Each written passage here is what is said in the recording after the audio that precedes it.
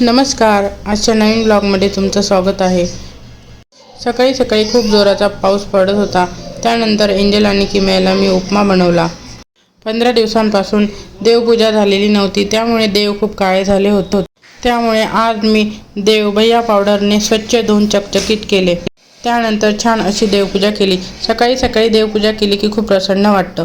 त्यानंतर दुपारचा स्वयंपाक केला, जेवण केलं आणि त्यानंतर तांदूळ आणि डाळ इडलीसाठी भिजत टाकली। त्यानंतर किमयाला मी इथे झोपवलं।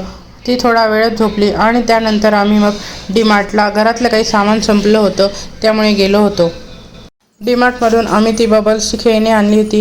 इथे एंजल आणि किमया मस्तपैकी खेळत होत्या। त्यानंतर मी रात्रीचा स्वयंपाक केला आणि इडलीचं भिजवलं होतं ते दळलं।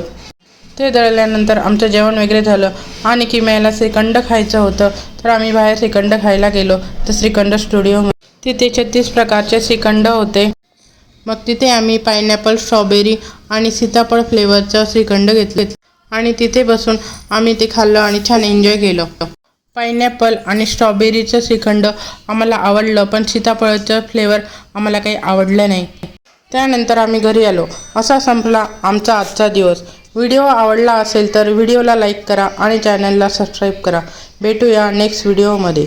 तोपर्यंत बाय बाय।